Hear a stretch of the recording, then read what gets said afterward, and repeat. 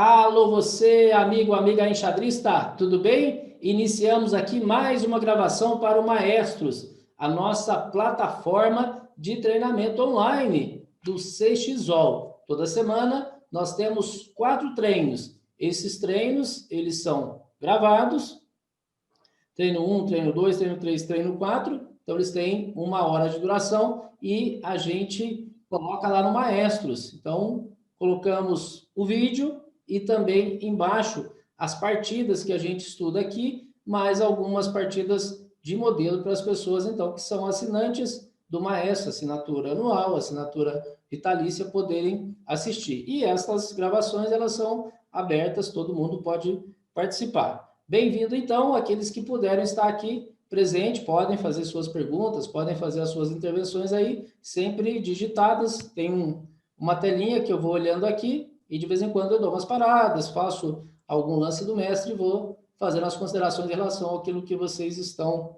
digitando aí. Beleza? Nós, então, agora vamos começar e vamos falar da Escandinava. Para começar, a Escandinávia é uma defesa rebelde. Que isso, professor? Como assim rebelde? Saca só. E4, E5. Cavalo F3. As pretas estão doidas para jogar D5. Cavalinho já está com o peão. Nós vamos ter que, por exemplo, defender. Bispo C4. Tô doido para jogar D5. Ixi, não tem jeito de novo. Ó, D3. Tô doido para jogar D5. Cavalo C3. Ou seja, a todo momento, o branco, seja diretamente, como nós estamos vendo aqui, ou indiretamente, ou seja, eu ataco o cavalo que, por sua vez, então, está defendendo E5. Então, torna muito difícil se fazer aqui D5, porque toda vez que faz, ainda tem esse problema de cravada. Sem contar, né, a tomada direta que poderia levar ataques. Ou seja, E4, E5 é muito difícil a gente conseguir jogar o D5. Por isso, a gente, na maioria das vezes, se contenta em fazer D6. Também uma siciliana. Uma siciliana, a gente faz o C5, e aí, na maioria das vezes, como que acontece? A gente faz D6, e aí lá na frente, depois de ter rucado, a gente busca um D5. Por exemplo, cavalo F6, cavalo C3, G6, bispo E3, bispo G7, F3, roque, dama D2, cavalo C6, frente Yugoslava, bispo C4. Se o branco, por exemplo, joga roque, tá aqui a gente tentando jogar o D5, mesmo que seja com 2 tempos. E você tem defesas, então, onde se joga o C6 para poder jogar o D5, Caro-Can. Mas aí nós temos o problema do quê? A dificuldade de sair com o cavalo. Então, por exemplo, numa posição como essa, ó, a saída natural a gente já não tem, vai ter que sair por D7. Ah, professor, e uma francesa? Então, a francesa não vai gerar problema com o cavalo, mas vai gerar problema com o bispo, especialmente numa variante do avanço. Então, numa posição como essa, é muito difícil você resolver o problema desse bispo. Então, qual foi a ideia genial que as pretas tiveram? Então, vamos lutar aqui, né, contra esses princípios que fala que a dama não deve sair precocemente. E aí a gente vai tomar de dama, as 2 primeiras aulas são de dama, e nós vamos ter também o cavalo F6. Então, aulas 3 e 4, nós vamos trabalhar com o cavalo F6. Os dois têm as suas problemáticas, porque o cavalo F6, o branco pode trabalhar para defender esse peão, né? E aí nós vamos recomendar migrar para uma Caro-Can. Ou, no caso de saída de dama, eu já tenho que saber o que eu vou fazer com a dama, porque ela vai ser atacada, na maioria das vezes o branco joga cavalo C3. Então, é essa problemática que nós vamos fazer aí no primeiro dia, segundo dia, a saída da dama. O que nós vamos fazer com ela, onde nós vamos posicionar, o que nós queremos com essa posição. Então, basicamente, você tem dama 5, dama D6, que seria uma espécie de escandinava moderna, e tem o dama D8. Mas seja dama D6, seja dama D8 ou dama A5, nós temos uma ideia com essa dama. Tem uma ideia por trás desse movimento. É que nós vamos querer fazer C6, então, por exemplo, D4, C6, dama C7, só para vocês terem ideia. Olha só, a dama vai vir por A5 até a C7, D5, A5, C7. Ou D5, D8, C7. Ou ainda D6, D6, C6 e C7. Então, depois de D5, ela vai ter 3 caminhos. O caminho que nós vamos adotar como padrão, aqui para os nossos estudos. Claro que no material de apoio vai ter o dama D6, vai ter o dama D8, mas nós vamos adotar como padrão a volta da dama para C7 por A5. Então, nós temos que escolher aqui os caminhos e eu vou, então, optar, porque eu jogo de vez em quando escandinavo, jogo contra escandinavo também, é extremamente utilizado e é muito simples da gente trabalhar, então, com essa ideia. Então, vamos lá. Feito aí essa pequena introdução, vamos tentar entender onde que é o posicionamento desses peões. Então, olha só, nós vamos ter um C6 e um D5, como se houvesse ali, em algum momento, um triângulozinho, uma pirâmidezinha, com sua base, inclusive, aqui maior. Então, essa é a estrutura que nós vamos trabalhar. Só que já, de cara, esse peão vai sumir, né? Porque quando joga E4, a gente faz D5, peão central e peão central, eles têm o mesmo status, o branco vai fazer a tomada. Então, não vai ter aqui, ó, esse peãozinho D5 que ele vai desaparecer. Nós vamos completar com o A7. Isso falando do dama D5. Aula 1 e aula 2, dama D5. Cavalo F6, eu vou falar dos princípios, as formações depois. Aula 3 e 4. Então, olha só, esse dama D5, sumindo aqui, eu vou ficar com uma posição mais restringida. Essa posição ela é um pouquinho mais fechada. Ou seja, vou ter dificuldade para sair com as peças. Por exemplo, esse bispo vai ter que sair antes de eu fazer o E6. Ou ele vai para F5, ou vai ter que ir para G4. Legal. Agora, aqui, por que jogou esse C6? Nós já vimos a ideia. Voltar a dama. Perfeito. Mas onde vamos colocar as peças menores, então? Então, vamos lá. O cavalo, casa natural. Nós vamos sair de G6, de G8 e vamos para F6. O outro cavalo já vai fazer uma manobra diferente, né? Porque não tem a casa aqui de C6, ele vai ter que ir para D7. Então, desde D7, ele apoia o outro cavalo e toda vez que tem essas formações, a gente tem que estourar. O branco costuma ficar com D4. Nós vamos estourar em E5, que é mais difícil ou que é mais provável. Nós vamos conseguir fazer C6. Então, vamos lá. Esta formação. O bispo em F5, ou bispo G4, lembrando que H3 a maioria das vezes a gente toma. E esse bispo, uma casa bacana para ele seria D6. Mas a gente vê ele também em E7 e vê ele até em B4. Uma partida que eu vou trazer aqui, né, logo em seguida essa explicação aqui da introdução, né, ou seja, de fundamentação, já vou mostrar uma partida com o bispo em B4. Então, D6, o roque, aqui que nós vamos ter opção. Vocês vão ver roque pequeno, especialmente se tiver um cavalo aqui, que ele vai ficar atacando F7. Nós vamos ver muito o roque pequeno ou até o roque grande.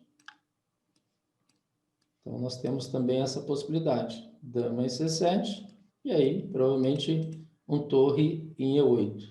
Então, torre em E8, torre em D8.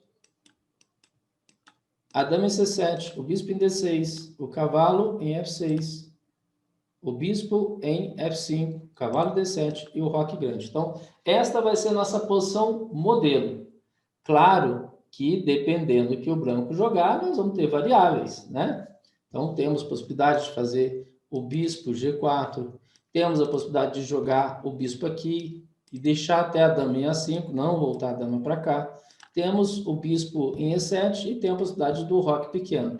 Mas tenham na mente esta possibilidade aí.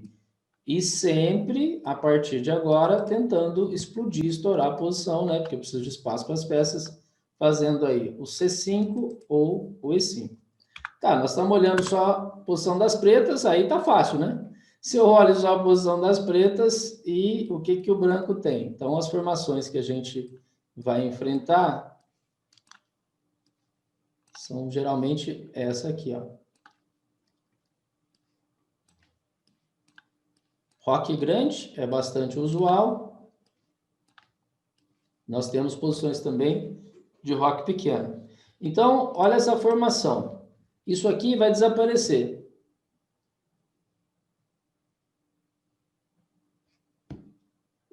Não é bem lenta, até porque ela é uma semi-aberta, né? Então, geralmente, quando você tem posições mais lentas, jogáveis, é dentro de fechada, semi-fechada, aberturas de flanco. Na realidade, a saída de dama ela é comum a várias aberturas. A questão não é a saída da dama.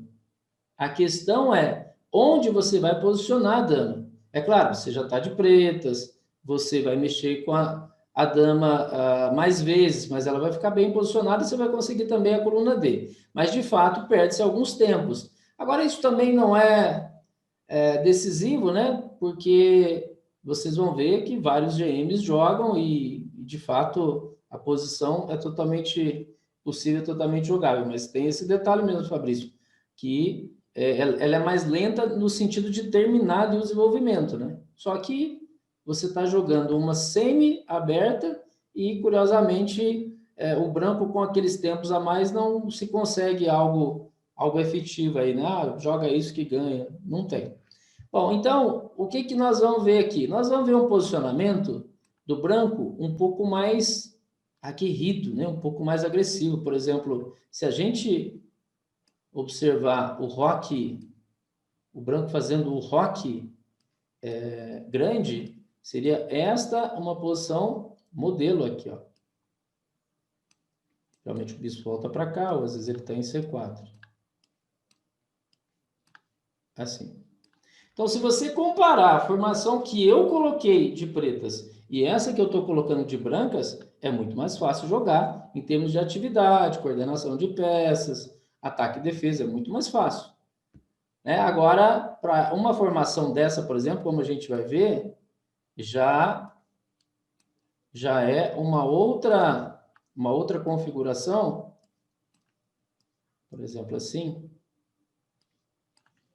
já é uma outra configuração. Ó. A dama já vai ficar em A5, o bispo vai ficar em B4. Então, uma das possibilidades é o branco jogar assim. É uma das mais usuais. Nós vamos ter um dama E2 aqui, com a possibilidade de tomar o peão de C2. Não deve tomar, porque é um contra-ataque muito forte das pretas em D5. Na posição onde acontece isso, o rei vai estar em E8. E nós temos a possibilidade também do roque pequeno. Então, se a gente imaginar aqui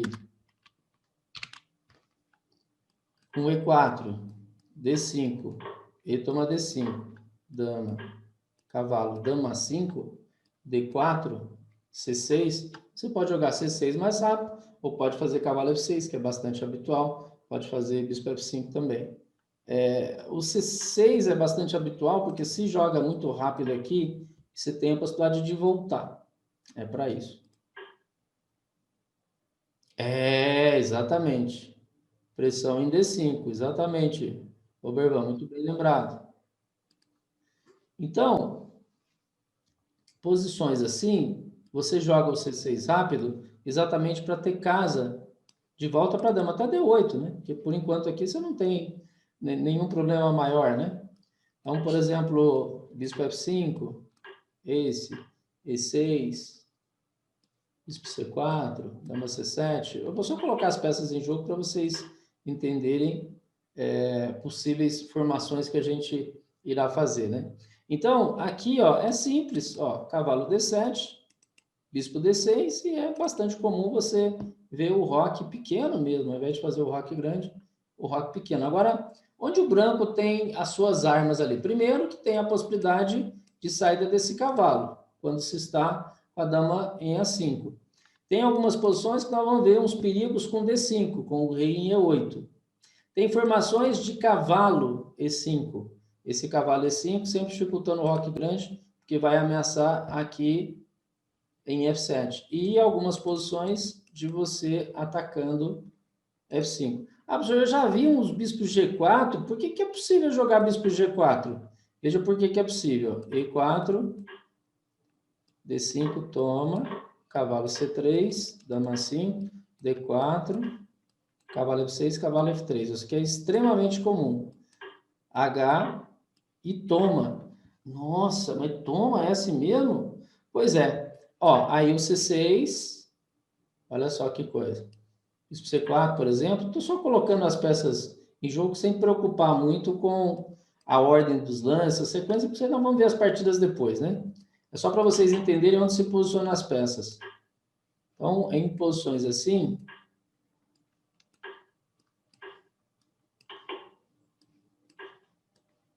algo assim, né? Aqueles dois tempos que estavam faltando, exatamente do dama D5, dama A5 e dama C7, eles estão aqui. Mas sabemos que quando uma torre está olhando para a outra, está conectado com a outra, já está legal, né? Isso aí já é bom, já dá para você jogar tranquilo. O problema é quando tem bispo, tem cavalo no meio, e aí pode ter problema até tático, da falta de conexão entre essas torres. Então, veja essa posição. O bispo que foi embora é o bispo de casas brancas, ó. E ainda que em C6, ainda que em E6, estes peões, eles são colocados nas casas brancas. Então, fica-se ali, né, responsável esses peões também pela defesa de algumas dessas casas brancas que o bispo de casa branca estava vigiando. O bispo de D6, então, tem a sua função agora potencializada, porque ele corre por casas de cor diferente. Então, veja essa posição, como ele está forte. Essa peça, o cavalo, ele já tem uma casa natural para gerar trocas. Toda vez que você está com vantagem, por exemplo, de espaço do outro, desenvolvimento. Então, aquelas peças estão ali desenvolvidas, você vai trocando, aquilo já não fica tão significativo em termos de ameaça ao adversário, especialmente espaço. Então, o cavalo D5 gera esses espaços, A6 para jogar C5, vai gerando espaço, que é a ruptura, a troca, expansões, tudo isso lida diretamente com espaço. Então, são essas formações aí que vocês vão ver, geralmente posições bem sólidas, bem tranquilas e mais ou menos nessa fundamentação, nesta caixinha aí que a gente coloca as peças com algumas variáveis dependendo de como as brancas jogam.